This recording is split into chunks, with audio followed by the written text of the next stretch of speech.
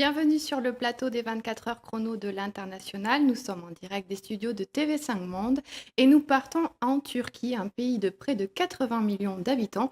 Et durant cette heure de direct, nous allons nous intéresser plus particulièrement à la ville d'Istanbul. Aujourd'hui, Istanbul est une métropole immense avec 15 millions d'habitants et qui s'étend sur 2 continents entre l'Europe et l'Asie. C'est aussi une ville de contraste et le centre économique et culturel du pays. Pour débuter cette émission, j'ai le plaisir d'avoir à mes côtés Arda Ermut. Bonjour, vous Vas-y. êtes président de Invest in Turkey, qui est l'agence nationale turque d'investissement. Pour débuter cette émission, je voudrais faire avec vous un point sur le climat économique en Turquie. Monsieur Arda Ermut, vous êtes président de cette agence qui promeut et soutient l'investissement. Vous êtes également rattaché au cabinet du Premier ministre de la République de Turquie. Selon vous, quels sont les atouts de la Turquie et qui font ses forces sur le plan économique?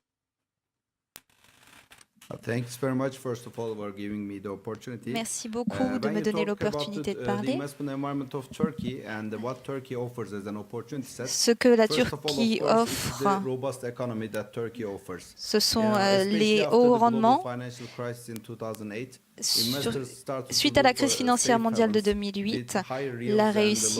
la Turquie a réussi à I devenir think l'un des especially pays thanks to qui some a suscité opportunities provided by les this intérêts des crisis investisseurs also, mondiaux Turkey grâce à ces taux de differentiated croissance herself in a impressionnants de positive ces way. réformes financières. And had a good track record of high growth rates and at the same time Nous avons une continuous croissance track of continue financial reforms. des réformes Thanks to financières in addition that of course Turkey had some fundamentals et la like the Turquie economy with a continual a growth une économie and a young à l'étranger. population with an average age of 32 and also an Nous entrepreneurial avons une business population jeune ecosystem supported dont la by moitié a continuous moins de reforms. 32 ans, And at the un same système time, entrepreneurial and soutenu maybe par les the most réformes important, the strategic location et that provides access to regional markets un emplacement stratégique these are qui donne accès aux the marchés most nationaux advantageous points that is offered by the Turkish qui economy représentent to des avantages international attractifs pour les investors. Of course, entreprises Turkey also internationales cherchant à développer leur appeared, présence en and Turquie. emerged as a regional power. La with Turquie a with émergé comme un acteur ambitious régional targets to be fort one of the avec top des 10 ambitions economies in the mondiales world. afin At de the faire moment, partie according to purchasing du power top 10 des économies dans le parity, monde. Turkey is the 13th biggest economy Aujourd'hui, of the la world. Turquie est la And 13e plus grande this économie. has been, possible by especially the last 2 decades of, the growth figures. In the last 14 years, the average rate of Turkish Qui economic growth atteint is une around croissance 6%. annuelle impressionnante de presque 6% sur les 14 dernières années. Also helped to create a sizable middle class with an Le increasing marché purchasing se power. développe à l'intérieur de And this nombreux domestic centres market urbains also further et supported ça a by ouvert la voie à newly l'émergence emerging d'une urban classe centers. moyenne assez We are talking importante. about now more En ce than qui concerne les 20 nouveaux cities centres in urbains, Turkey with a population ils sont au over nombre 1 de million. 20 à l'heure So this actuelle also helped, et ils to regroupent plus create d'1 an million attractive d'habitants investment chaque. destination for the investors when we talk about Turkey. De nombreux atouts, une population jeune, une croissance économique forte et puis donc une ouverture sur l'international. Donc comme nous l'avons précisé, Invest in Turkey aide les entreprises internationales à s'implanter sur ce marché. De quelle aide une entreprise française peut-elle bénéficier en arrivant? De quoi un Français a-t-il le plus besoin quand il arrive en Turquie?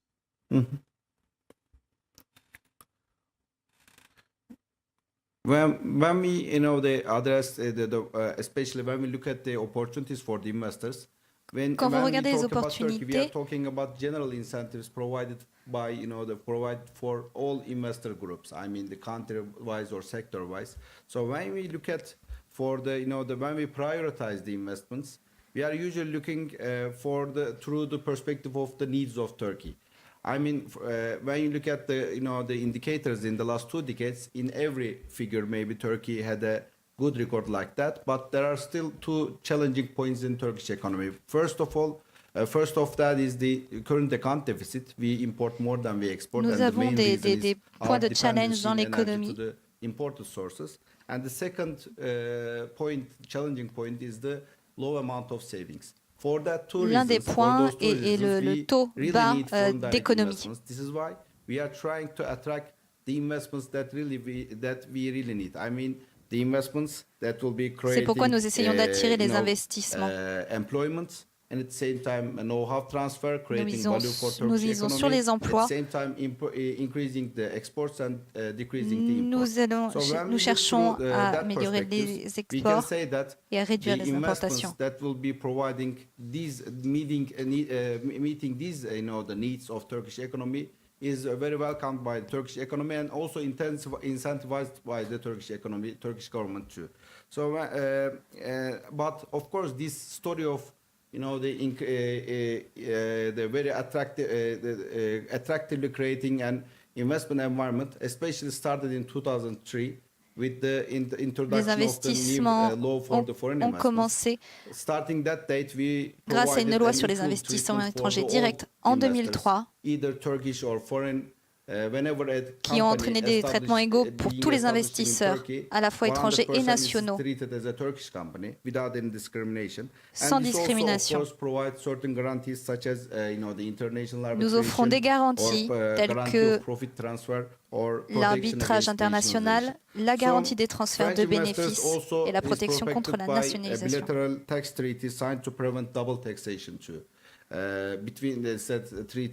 Les investissements français en Turquie sont également protégés par une convention fiscale bilatérale signée afin d'empêcher la double taxation. L'environnement d'investissement de la Turquie est très flexible pour les investisseurs français. En cas de besoin, l'Agence nationale turque d'investissement et d'autres institutions sont prêtes à aider toutes les entreprises françaises avant, pendant et après les investissements en Turquie. Leverage to create solutions for the investors, especially in the bureaucratic processes. So whenever it's needed, French investors can apply to our agency 24/7. Si besoin, les investisseurs français peuvent solliciter l'Agence nationale turque d'investissement. And at the same time, we can talk about, of course, a continuously updated incentive scheme based on the feedback come from the investors too. And in Turkey, now the French investors has a very strong, they also a presence. They are represented in a very strong way. They are always in very strong contact with the government officials, including our agency. So we are also getting the feedbacks from the French investors too, especially in the sectors that they are very active, like the automotive, Nous sommes très actifs dans certains secteurs comme l'automobile. Incentive scheme to meet the demands of also the French investors in a better way. Donc, nous l'avons compris, les investisseurs français peuvent faire appel à vous s'ils ont besoin d'aide. Et comme vous l'avez dit, la Turquie a mis en place des réformes pour inciter les investisseurs à s'implanter en Turquie. Je voulais également parler avec vous de la visite du président turc Recep Tayyip Erdogan à Paris, qui s'est rendu dans la capitale française en janvier 2018 pour rencontrer le chef d'État français Emmanuel Macron. L'un des objectifs était de relancer et d'élargir les rapports économiques et commerciaux avec l'Europe et la France. Monsieur Ermut, quel est l'impact de la situation actuelle politique en Turquie sur le domaine des affaires? Je fais référence à la tentative de coup d'État de 2016 et à ses conséquences. First of all, I must say that I had the honor to also be a part of this visit. Premièrement, je dois dire que j'ai eu l'honneur d'être présent lors de la visite officielle du président Erdogan à Paris, en France. Notre degré de coopération était parfait sur un plan économique et politique. Pendant cette visite, nous avons réussi à organiser une table ronde avec le MEDEF et le président Erdogan était invité d'honneur. Lors de cette rencontre, nous voyons que les investisseurs internationaux et les investisseurs en Turquie ne sont pas concernés par le coup d'État qui est arrivé il y a 2 ans. But when we look, when we got the feedbacks from the investors during our meetings, we saw that they are looking for the long-term stability. Nous avons vu que the government's commitment chefs d'entreprise to attract more FDI and improve the investment environments. C'était très concerné par la transparence. Quand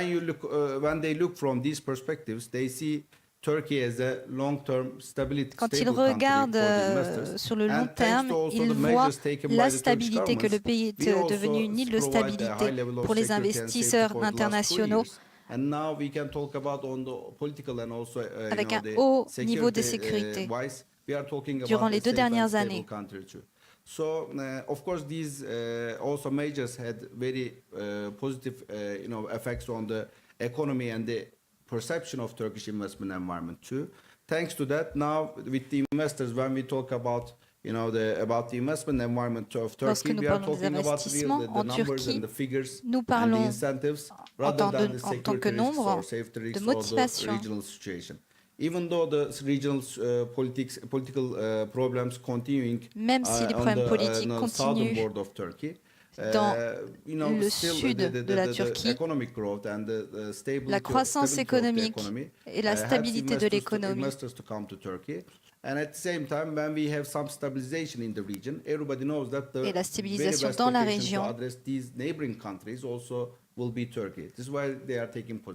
Voici pourquoi ils prennent position. Ils sont en train d'être faits. Malheureusement, nous allons devoir nous quitter, mais avant de nous quitter, je voudrais que vous nous citiez les secteurs porteurs dans lesquels les Français ont des chances de réussir en Turquie, vraiment en quelques mots. Est-ce que vous pouvez nous citer quelques secteurs porteurs, s'il vous plaît? At the moment, there are more than 1,500 French companies in Turkey. À cet instant, il y a environ 1500 entreprises françaises en Turquie, dans différents secteurs.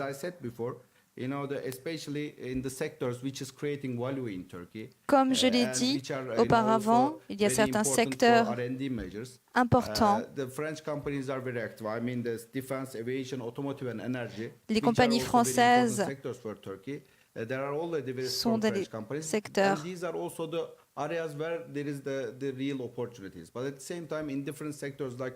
dans d'autres secteurs, dans la machinerie, la production, il y a d'autres opportunités, beaucoup d'opportunités pour les investisseurs français.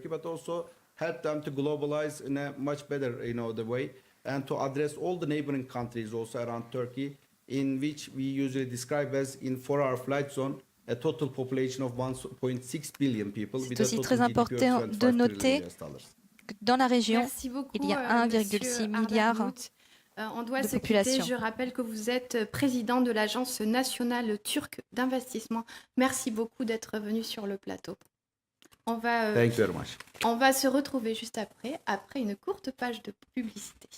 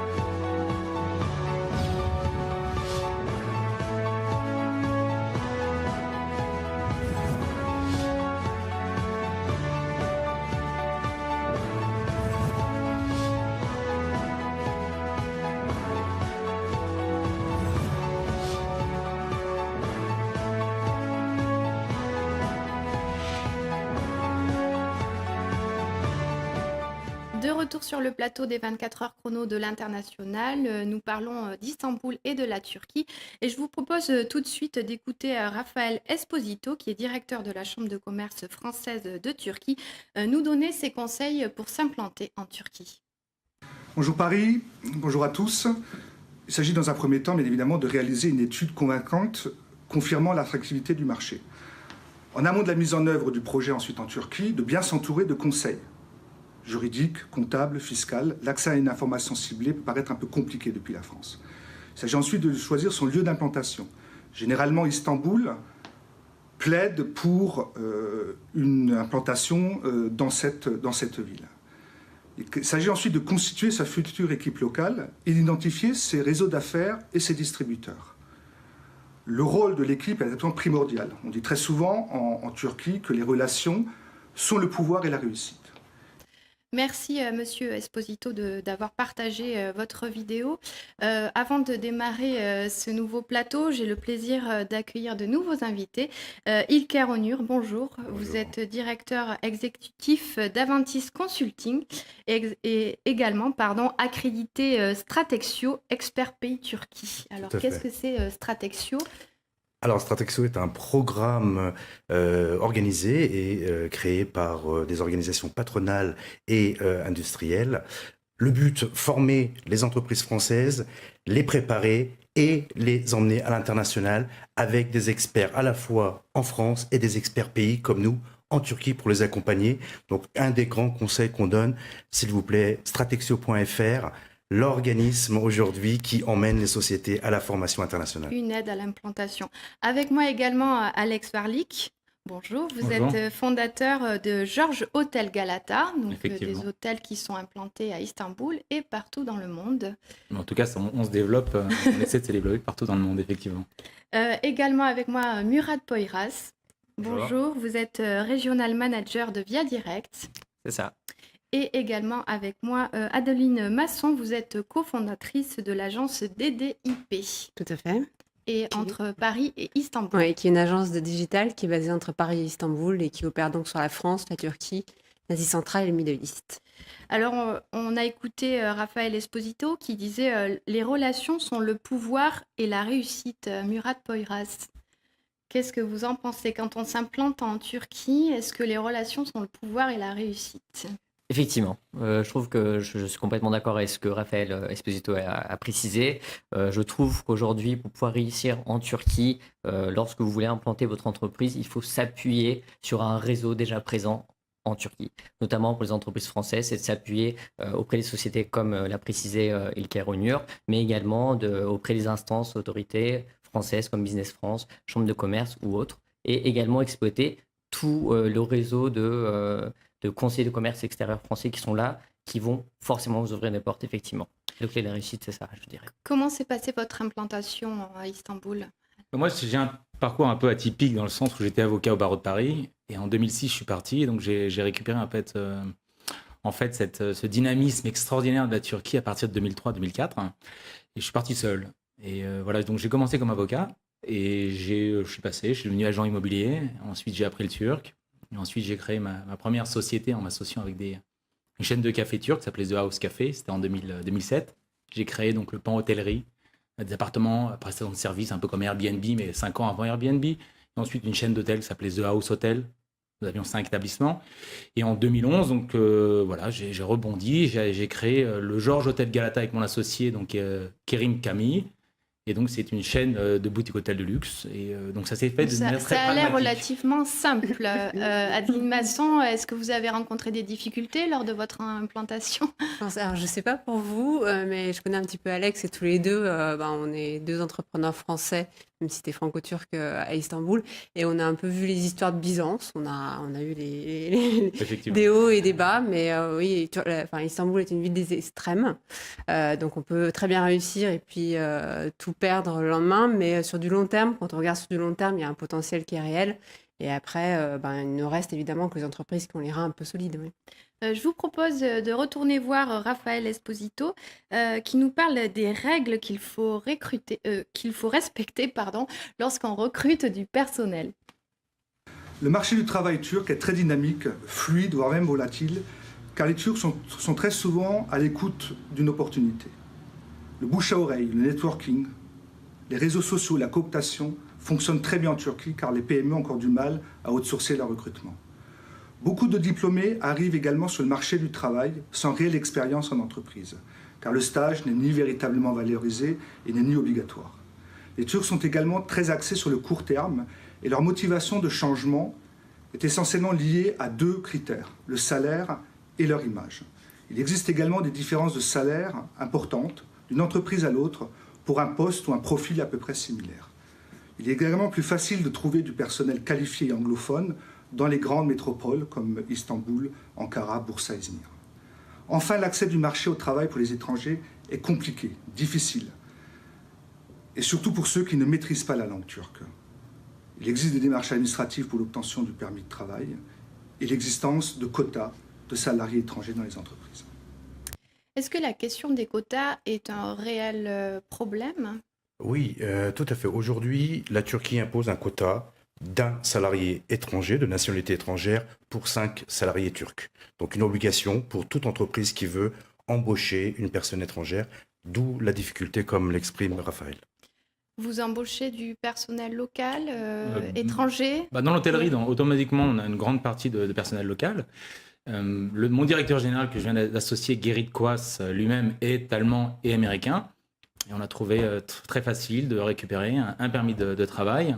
Tout est simple avec vous. En fait, c'est un pays très facile. Enfin, en tout cas, mon expérience personnelle, c'est effectivement un pays où il faut être résistant, il faut être résilient, il faut savoir rebondir. Mais c'est un pays où véritablement le gouvernement, le système rend l'entrepreneuriat beaucoup plus simple qu'en France. Voilà. Vous êtes d'accord, Murat Poyraz? Oui, complètement d'accord, mais j'aimerais quand même aussi rebondir par rapport à l'emploi. Je pense qu'il y a une formule sur laquelle on peut inciter les entreprises à adhérer, notamment la formule de VIE, qui fait appel justement à un système sous forme de CDD qui va exonérer d'impôts les entreprises françaises qui vont à l'export. Et aujourd'hui, en Turquie, c'est une formule qui est très utilisée par les entreprises françaises et qui marche pas mal et qui est en fait vraiment, je pense, un vrai levier avant même d'embaucher des salariés locaux. Quand une entreprise française vient en Turquie, devrait vraiment faire appel à cette formule-là pour tester le marché pendant une durée d'1 an ou de 2 ans. C'est une formule qui marche très bien.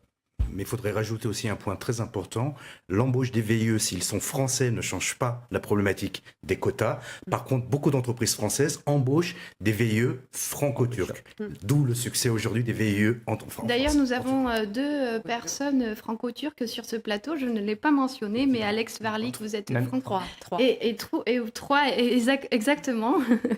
Et du coup, par rapport aux droits des salariés, est-ce que les salariés sont aussi protégés qu'en France, en Turquie? Oui, complètement. Oui, très bien. Très protégés. Par contre, les congés payés sont 15, c'est aussi 15 jours. Les règles sont un peu différentes. Aujourd'hui, un salarié turc travaille 45 heures par semaine et à la fin de sa première année aura le droit à une semaine de congés payés et à partir au bout des 2 ans aura le droit à 15 jours de congés payés. Par contre, par rapport à la protection du salarié, le salarié est très protégé. Mais la discussion et, je dirais, les accords entre salariés et patrons lors de conflits sont plus rapides, je dirais, plus flexibles et la résolution est plus rapide. Tout à fait. Tout à fait. Donc, il y a du turnover. Énormément. Beaucoup. Énormément, oui. Il n'y a pas une grande fidélité en fait des employés turcs. Ils réagissent principalement à 2 leviers.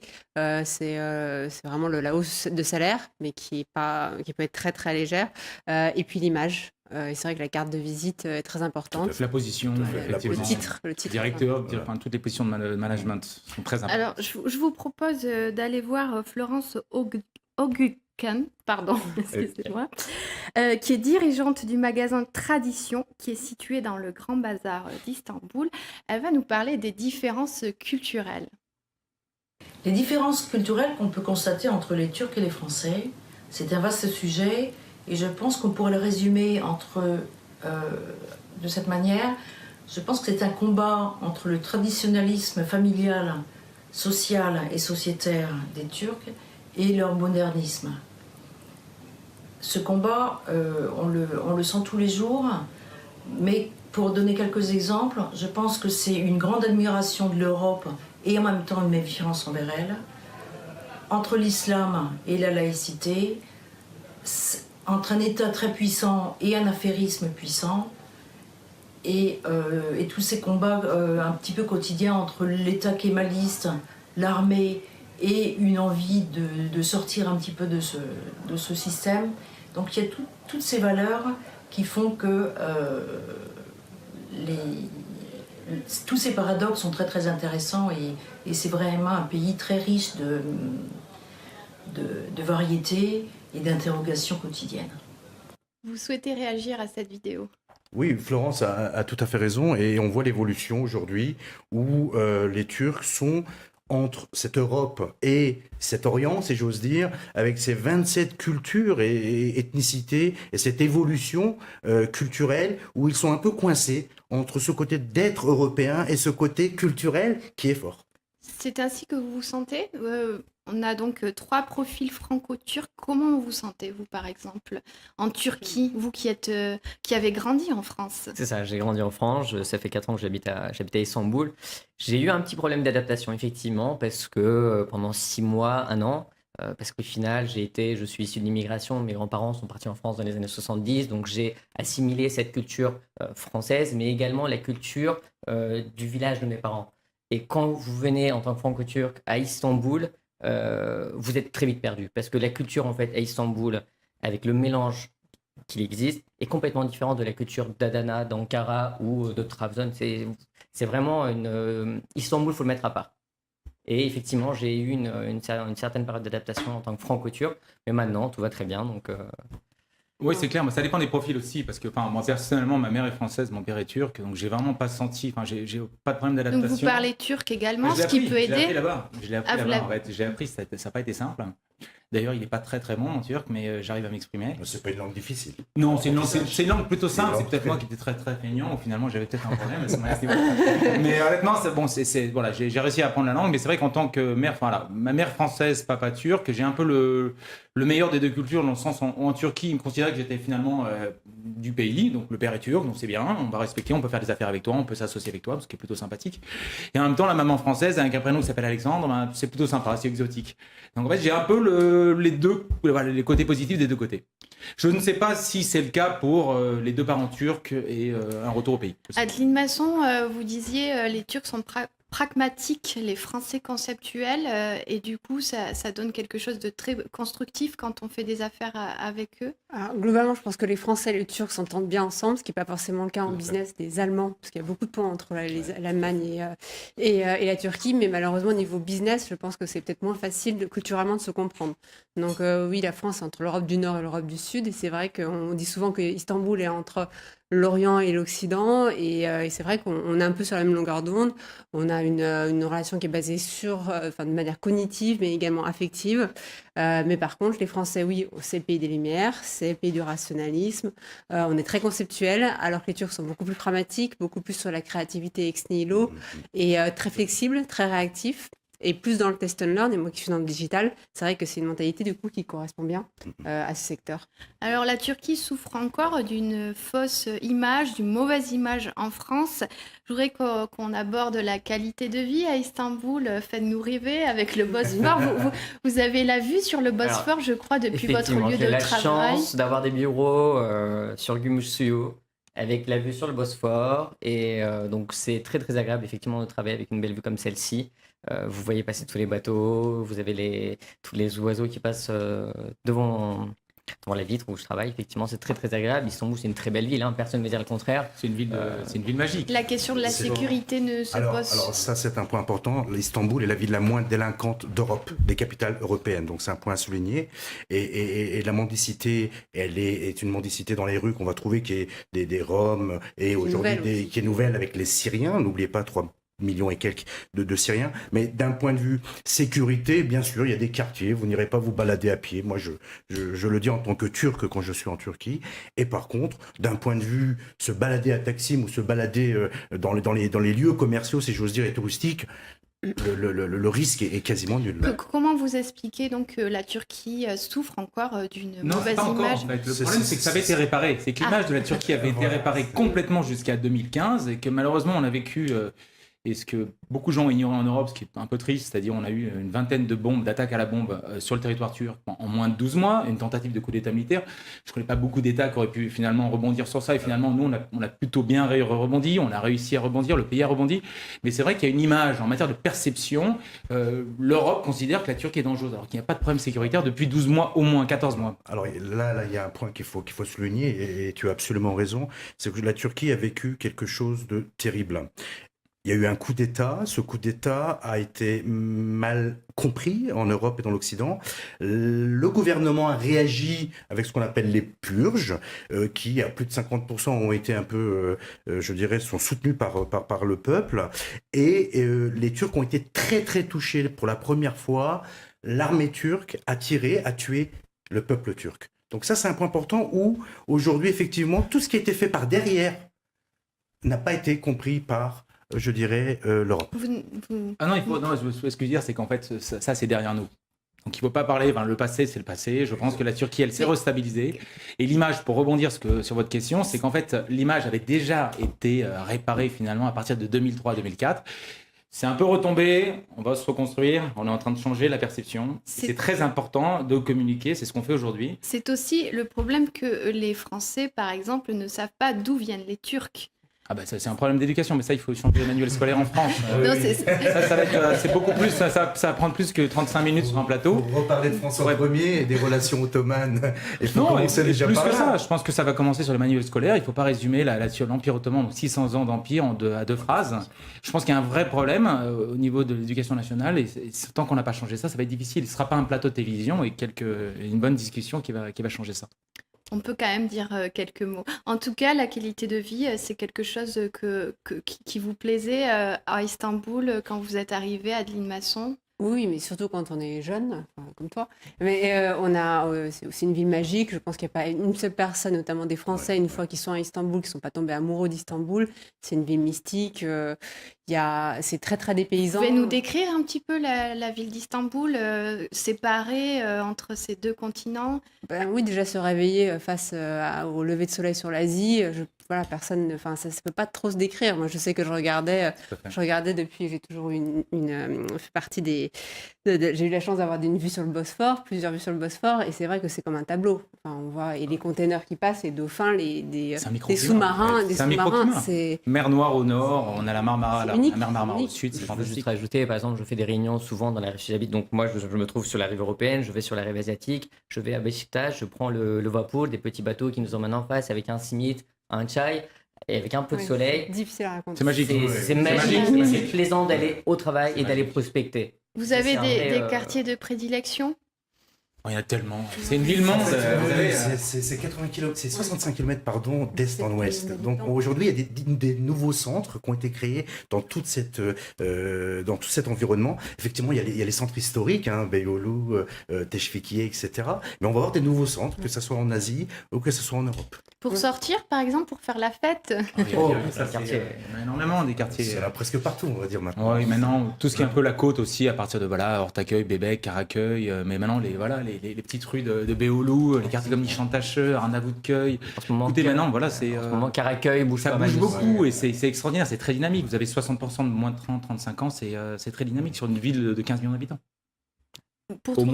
Pour trouver un logement, est-ce que c'est compliqué? Ça dépend des standards. Oui, ça va. Je veux dire, on trouve très facilement, tout dépend après, mais on trouve assez facilement. L'immobilier avait quand même beaucoup augmenté à un moment. Exact. C'est devenu le New York de l'Orient, y compris au niveau. C'est assez spéculatif, ça s'est un peu régulé, mais les loyers sont encore assez élevés d'une manière ou d'une autre. Un appartement décent, on va parler de entre 1700 et 2500, 3000 liras, qui est donc divisé par 4,70 calculé. Donc on est sur, on est sur du 400 à 800, 900, 1000 euros par mois. Donc c'est pas si accessible en même temps, parce que si vous voulez un bel appartement, ça va vous coûter 2500, 3000 liras, mais en même temps, vous pouvez voir le Bosphore. C'est pas les prix parisiens, mais on est proche des prix lyonnais, disons. Si pour donner une... Oui, effectivement. Lyon sera résumerait. Et au niveau du coût de la vie, c'est aussi à Lyon que vous compareriez Istanbul? Ça dépend. Vous vivez. Si vous vivez comme un Turc, on peut très bien vivre. Aujourd'hui, vous pouvez vivre avec 2000 lire. Voilà. On voit des Turcs qui vivent bien. Ils vivent avec 2000 lire. Par contre, où vous habitez, vous allez vivre avec 10 000 lire et ça va peut-être pas suffire. Ça dépend des communautés aussi, parce que finalement, on peut traîner dans des restaurants un peu chics et en fait, ça va vous coûter, je sais pas... plus cher qu'à Paris. Attention, on parle de comme un Parisien. Il y a un standing très élevé à Istanbul. Il faut pas se mettre... c'est pas une ville très exotique, c'est une ville qui est très avancée, qui est très sophistiquée, qui est très avancée en matière de design, de gastronomie. Et donc finalement, on arrive sur des prix qui sont assez similaires à Paris. En tout cas, avec Adeline, on se connaît depuis quand même 8 ans, 9 ans, on va à peu près aux mêmes endroits. Et c'est vrai que de temps en temps, c'est pas donné, mais ça a un coût, c'est Istanbul. Alors, je vous propose de continuer cette émission, mais tout d'abord, on va regarder une vidéo de Natasha Seker qui va nous parler du système de soins en Turquie. Istanbul est une ville immense qui s'étend sur 2 continents, l'Europe et l'Asie, traversée par le Bosphore. Et un Français qui viendra s'installer à Istanbul, bien entendu, fera un repérage et choisira un quartier qui correspond à sa façon de vivre. Il choisira aussi le quartier en fonction de l'école, de l'implantation de l'école Pierre Loti, l'école française, payante, mais qui est sur 2 sites. Donc le premier site qui regroupe les maternelles jusqu'au CE2, compris, est à Beyoğlu. Beyoğlu est un quartier central, avec plein de commerces de proximité, des bars, des cinémas, très vivants, un quartier un peu bobo, qui est très souvent choisi par les étrangers et les Turcs de bon niveau, parce qu'il y a une vie de quartier et animée le soir. Si les enfants sont plus grands, le Français qui s'installe choisira plutôt le quartier de Tarabya, qui est un petit peu plus excentré, plus une banlieue résidentielle. Tarabya et sa région, bien entendu, qui sont des petits villages les uns à côté des autres. Ce sont des quartiers beaucoup plus boisés, beaucoup plus résidentiels, beaucoup plus calmes le soir, donc qui convient très bien avec une vie de famille tout à fait agréable. De retour sur le plateau des 24 heures chrono de l'International, on vient d'entendre la description des quartiers d'Istanbul, mais tout de suite, je vous propose de revenir vers le système de soins en Turquie. Je voulais vous parler du système de santé en Turquie. Je ne conseille pas particulièrement les hôpitaux publics qui sont en général bondés. Par contre, il y a des hôpitaux privés disséminés un petit peu partout sur Istanbul où le matériel est excellent, les médecins sont très bien formés, parlent anglais, également parfois aussi français. C'est vrai qu'il n'y a jamais, voire peu d'attente quand on veut prendre un rendez-vous chez l'ophtalmologue, le dentiste, et même en urgence la nuit avec un enfant, on attend rarement plus de 20 minutes, donc ça c'est très positif. Le côté négatif, je dirais que les consultations sont chères, donc il vaut mieux avoir une assurance privée ou la CFE pour se faire rembourser les soins. Au niveau négatif également, on se demande parfois si les examens complémentaires qui sont prescrits sont toujours réellement justifiés ou si ils ne sont faits qu'à but purement commercial. Le système de soins en Turquie, plutôt performant, Adeline Masson? Personnellement, je n'ai pas une très bonne expérience, mais je pense que c'est comme quand on est à l'étranger en général, c'est que c'est difficile quand c'est pas sa langue, c'est difficile quand on n'a pas le réseau forcément. Après, il y a des hôpitaux privés qui en effet en termes d'équipement, comme disait votre témoignage, sont excellents puisqu'ils investissent beaucoup parce qu'ils ont beaucoup d'argent. Mais du coup, il faut une bonne mutuelle également pour pouvoir suivre. Voilà. Mais c'est vrai qu'il y a 2 vitesses quand même. Ça a aussi beaucoup changé. Il faut rajouter un point, et je suis entièrement d'accord avec toi, c'est que aujourd'hui, effectivement, on a les hôpitaux privés qui répondent bien aux besoins des étrangers. Il faut la mutuelle privée, qui est chère aussi. Par contre, il y a une réalité. Aujourd'hui, la santé, c'est le grand chantier en Turquie. On appelle ça les hôpitaux, les villes-hôpitales. Donc, ce sont des projets privés, publics, des partenariats privés-publics. Donc, des investissements très importants qui ont modernisé le système de la santé, à la fois en termes d'accueil, d'équipement, mais à la fois aussi en termes de technologie. Il ne faut pas oublier, la Turquie s'améliore beaucoup. Aujourd'hui, le système de santé est gratuit en Turquie et accessible à tous. Alors, c'est la fin de cette émission, mais avant de terminer, je voudrais un message d'encouragement pour inviter les Français à venir en Turquie. Est-ce que vous pouvez nous décrire les délices culinaires de la Turquie? D'abord, on parle d'Istanbul, on parle des mezés, on parle des petits restaurants, des méhanés. On boit du raki et on Qu'est-ce que c'est le raki? Le raki, c'est l'alcool national. C'est l'ouzo. C'est comme de l'ouzo un peu moins sucré. C'est l'ouzo turc. Et ça se sirote. Et donc les mezés sont des petits plats comme des tapas, l'équivalent des tapas. Et en fait, c'est extraordinaire. Beaucoup à base végétale quand même, légumes. Plats différents. Et c'est vrai que... Et qu'on partage, c'est surtout l'expérience en fait qui est sympathique ça, et une nouvelle habitude de consommation. Voilà, d'ailleurs qui commence à arriver en France. Hein. Ça se partage. Donc c'est pas entrée plat dessert. Moi, par exemple, dans mon hôtel, j'ai un restaurant au dernier étage avec la vue sur le Bosphore et on sert en fait cette nourriture. Donc c'est mezé avec du raki. Et c'est vrai qu'avec la vue du Bosphore et cette gastronomie, c'est extraordinaire. Et il ne faut pas oublier que la Turquie a de très très bons vins et reconnus mondialement. Et en termes de pâtisserie? Les baklava, vous avez énormément de pâtisseries. Effectivement. Qu'est-ce que tu en penses? Je pense que c'est la base. Non, mais la première année, j'en ai énormément mangé, puis j'ai vu l'impact que ça avait sur moi, j'ai arrêté quand même. Merci beaucoup d'être venu sur le plateau. Je souhaite également présenter ce très beau livre de Orhan Pamuk, qui est prix Nobel de la littérature et qui revient sur Istanbul et les souvenirs d'une ville. Magnifique livre. Merci beaucoup. Tout de suite à suivre dans le cadre du spécial Canada des 24 heures chrono de 2018, une émission sur la santé au Canada. Et à 19h, l'émission consacrée à l'Espagne avec un focus sur Malaga. Merci à tous. Merci à vous.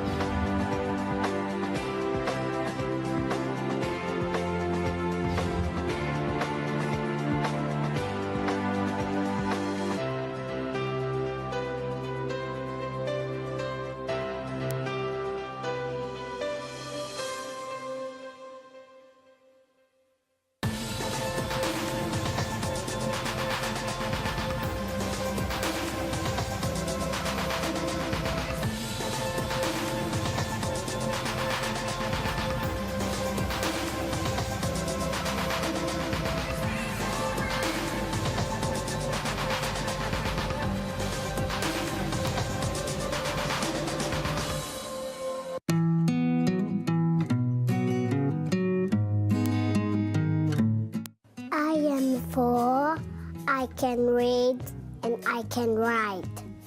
C'est 4 ans, je sais lire et je sais écrire.